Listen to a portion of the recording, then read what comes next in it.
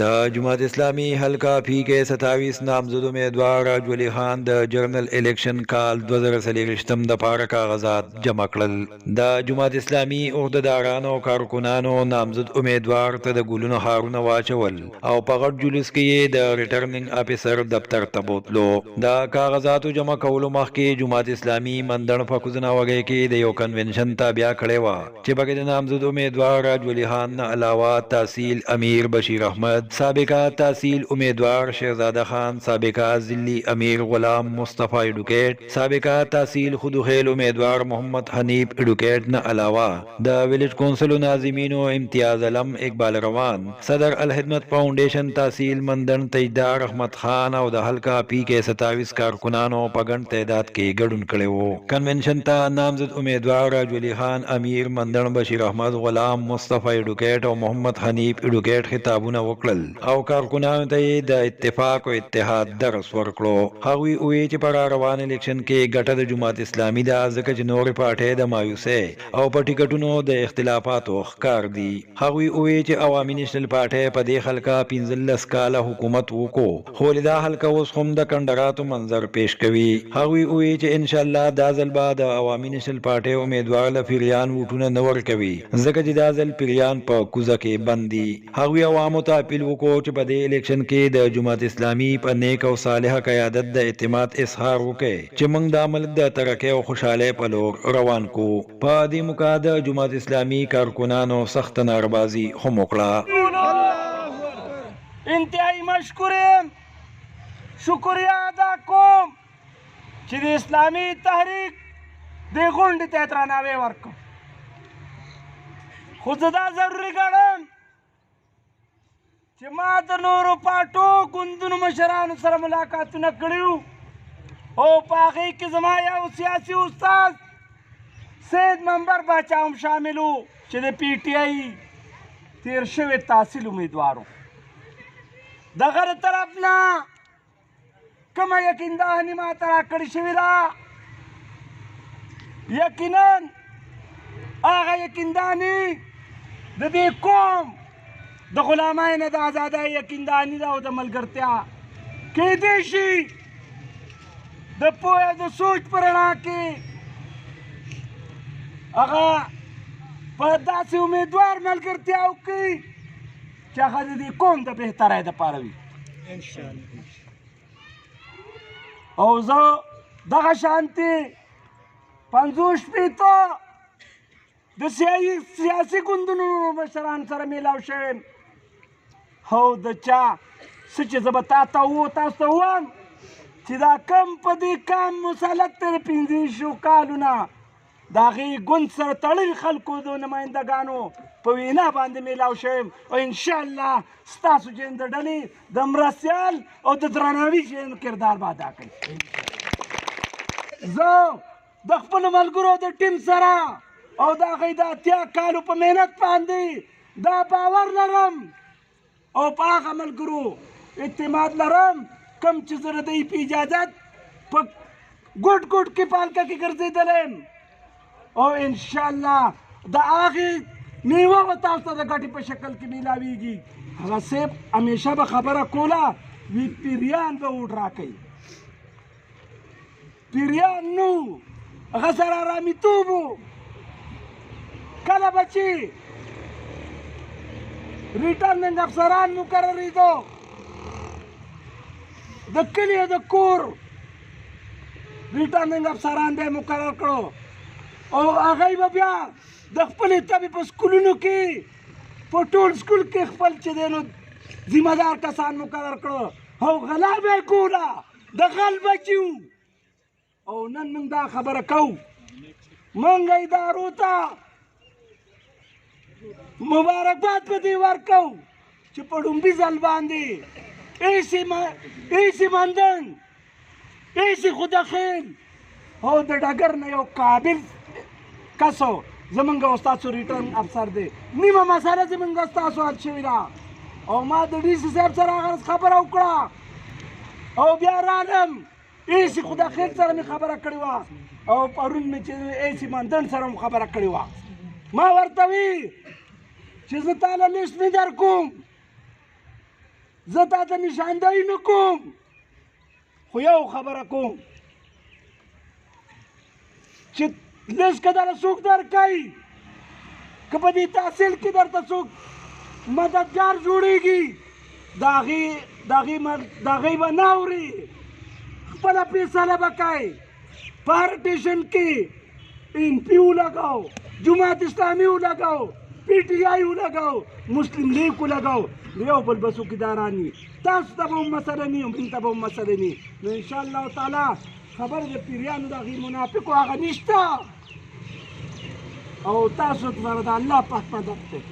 پنځه دېرش کاله موږ دې قوم ته اپیل وکړو، موږ ورته درخواست وکړو چې ملګرو په موږ هم یو پیره اعتماد وکړئ، موږ هم یو پیره وازمایئ. خو لا قوم زما په خیال باندې دا د منځن خلکو د خدوخیل خلکو لا موږ له هغه موقع را نه کړه. دا زما درخواست دی، دا زما اپیل دی، او موږ یو جرګه راغوښتې تاسو، موږ جرګه کوو، موږ مصلحت کوو، او په دې ځای کې دا وعده کوو د شین اسمان د لاندې د رب ذوالجلال سره وعده کوو، په دې زړه باندې لاس ږدو چې راتلونکي انتخاباتو کې، په دې راتلونکي انتخاباتو کې چې زما رب ذوالجلال څومره وس را کړی دی، ما له څومره طاقت را کړی دی، که زما په کور کې زما بچی دی، که زما رواره دی، که زما ښځه ده، که زما انګور ده، که زما لور ده، مه ګرځه په بل اوټ پسې، مه ګوره مشکل اوټ، خپل اسان اوټ وګوره چې ستا په جیب کې پروت دی، ستا په کور کې پروت دی، ستا د خور په شکل کې، ستا د مور په شکل کې، ستا د روندار په شکل کې، ستا د خورۍ په شکل کې، او دغه شانتې ستا د ماما په شکل کې. تا سره ستا اوټ ستا په جیب کې پروت دی، او زما په خدای قسم دی، زما په رب قسم دی که چېرې موږ او تاسو دا د جماعت اسلامي کارکنانو موږ دا همت وکړو، واده موږ وکړه د الله سره، زما ستا مخې له هېڅوک نشي راتلی. تاسې د مندړ خاص کر د چمړې او د آبازي د ملګرو ته چې ما له 5000 روټ را کړی دی، او انشاءالله کوشش او وعده دی به سره کوو چې په 3 کې ول زره ورکړئ 15000 روټ بوله انشاءالله ورکوو. او زمین بری په خپل ځای ده، خو زمونږ د یو بل سره اوس مقابله ده، یو بل سره پښتو ده چې د خودوخیل نه ول ډېر روټ ورکوو. په دې به وعده انشاءالله ډېره مهرباني. عزتمندو ساوند هم کار نه کوي، خو یو ساوند نه دی په دې وطن کې هېڅ شی کار نه کوي. دا وطن ټول کنډر دی، د دې وطن ټوله مشینري خرابه ده. که هسپتال ته ځي مریض په بستره پروت دی، ډاکټر حیران ولاړ دی، ډاکټر نه مریض تپوس کوي چې ډاکټر صاحب زما د دې مرض حل څه دی، نشته حل ورسره. که کالج او سکول او تعلیمي ادارې ته ځي نو طالب علم د استاد نه تپوس کوي چې استاد تعلیمي نظام تباه شو، یونیورسټۍ او کالجونه تباهۍ طرف ته روان دي، حل یې څه دی؟ که جومات ته ځي مولا په منبر ناست دی جاړي چې دا معاشره مې بې حیایۍ طرف ته لاړه، دا معاشره مې فساد طرف ته راله، د مقتدیانو نه تپوس کوي حل یې څه دی؟ نشته حل چا سره وروڼو. که وابډې ته ځي بجلی بلونو ته خلک په قطار کې ولاړ دی، او په 40 او په 50 روپۍ پې د روپۍ یونټ خرڅېږي، چا سره حل نشته، وایي حل یې څه دی؟ که د پولیس محکمه ګورې سایلین په لار کې او په دروازه کې په ګیټ کې د محرر په کمره کې ولاړ دي، هېچا ته څه پته نشته چې د خپلې مسلې حل یې څه دی. او که زمونږ عدالت ته راشي خلک بار په بنچونو د عدالت ته جج کرسۍ مخې ته ناست دي، خپلې مسلې بیانوي، خپلې مقدمې بیانوي، تپوس کوي زما د دې مسلې حل څه دی؟ نه ما سره حل شته او نه جج سره حل شته. زما او ستا د ملک سرحدونه دا په خطره کې دي، او د ملک د سرحدونو محافظ تخته شانتې ناست دی، هېڅ پروګرام ورسره نشته. زما او ستا نه تپوس کوي چې حل یې څه دی؟ نن زما او ستا قبله اول بیت المقدس د یهودو په پنجه کې ده، او روزانه د اسرائیلو جهازونه راځي او زما استاد تنکي ماشومان هغه پیغلې او کونډې او بوډاګان شهیدان کیږي تر بیګا پورې 20,000 مسلمانان شهیدان شو 6 زره زخمیان شو. تپوس کوي حل څه دی؟ چا سره روړو حل نشته. د دې وطن د مسایلو حل د دې وطن د ستړو حل او دا په دې ادارو کې او په دې تعلیمي ادارو کې او په دې هسپتالونو کې او په دې تاڼو او په تحصیلونو کې او ستا په دې سرحدونو چې دا څومره مسلې دي د دې هیڅ چا سره حل نشته.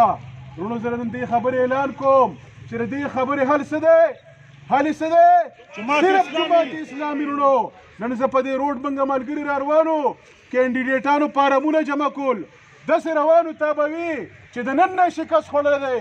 خیر خیریت ته صرف فارمونه جمع کړي دي نور ورته هم پته نشته چې د الیکشن حل څه دی. که داسې الیکشن وي نو موږ دا نه منو. موږ دا وایو چې دلته آزاد الیکشن وشي هر چا ته د حق ورکړی شي او که چېرته داندلي کېږي یا سلیکشن کېږي موږ به دې ته مخامخ ولاړ یو. خو د دې ملک ته مسلو حل څه دی چې دا قوم موږ په دې باندې پوه کړو چې د دې پاکستان خلکه راپاسئ. دا کم خلک چې تاسو ګورئ دا چې کله په یو جامه کې راځي او کله په بله جامه کې راځي دا چې کله په یو نښه ولاړي او کله په بله نښه ولاړي کله د یوې پارټۍ سره او کله د بلې پارټۍ سره دې خلکو دا ملک تباه کړو. زما دا ملک چا 2 ټوکړې کړو دا په 71 کې چا 2 ځایه کړو دا موږ او تاسو ته معلوم دي. دا اوس هم په دې لارو او کوڅو کې ګرځي دوی زموږ دا ملک 2 ټوکړې کړو دوی دا پاکستان په قبضو کې اخته کړو. د دوی نه که نجات غواړئ د دوی نه که خلاصۍ غواړئ هر صرف او صرف دا چې جماعت اسلامي نه مکور کوي. جماعت اسلامي سره دیانتدار قیادت دی امانتدار قیادت دی صالحه قیادت دی. دا به ستا د بیت المقدس هم حفاظت کوي دا به ستا د پاکستان د سرحدونو هم حفاظت کوي دا به ستا د ځوان د حیا هم خیال ساتي دا به د معاشره ښایسته کوي. دلته به د شریعت د نظام دپاره کوشش کوي. راځئ وروڼو چې دا قوم په دې خبره پوه کړو. څنګه چې بشیر به ووایي چې ما او تا پاسو څنګه چې شیرزاده ووایي چې د 5 نه 15 جوړ کړو زه تاسو ته وایم چې 1 او 1 11 کوي. راپاسئ موږ او تاسو که په ایماندارۍ راپاڅېدو بل څوک شته نه. دا موږ د حلقې ته د علاقې ته د منطقې ته موږ یو متبادل قیادت فراهم کوو. د ډېر وخت نه په دې علاقو باندې یو زوړ قیادت مسلط دی او هغه د علاقې ته همیشه لپاره واک او اختیار ورکړی دی. که تاسو خیال نو د ترقۍ په لحاظ باندې او په نورو ډېرو حوالو باندې دا علاقه د زور د بره بونیر نه ډېره مختلفه ده. تاسو ګورئ چې دلته کې هېڅ اثرات سهولتونه داسې آرام او داسې خبره او داسې د روډونو په صورتحال او داسې د کمیونیکیشن نور صورتحال دا ټول صورتحال چې خراب دي د دې بنیادي وجه دا ده چې دلته کې څه خلک د ډېر وخت نه په دې باندې قابض دي. د هغې قبضې او د هغې د خاتمې دپاره جماعت اسلامي پاکستان په ټولو حلقو کې خپلو امیدوارانو اعلان کړی. د دې حلقې دپاره راج ولی خان د ډېر وخت نه د علي ځلې کوي غریبو او پروسته که تېر شوي ځل باندې هم د الیکشن کې د جماعت اسلامي د پلیټ فارم نه حصه اخیستې وه او ماشاءالله تاسو ډېر لویه مهرباني کړې وه او ده ته 13,000 ووټ خواوشا ورکړی و. انشاءالله که هغه صورتحال زموږ دلته یي اوس هم هغه 13,000 موږ سره یي هغه موږ بحال وساتو نو دې بڼه به نتایج بل شانتي دي. جنگ لڑے گا دین کی خاطر اسلام کی خاطر قرآن کی خاطر عظمت دے دے جرأت دے دے قوت دے دے قوت دے دے. نعرہ تکبیر زندہ ہے جماعت اسلامی سید کی جماعت اسلامی قاضی کی جماعت اسلامی سراج الحق کی جماعت اسلامی. نعرہ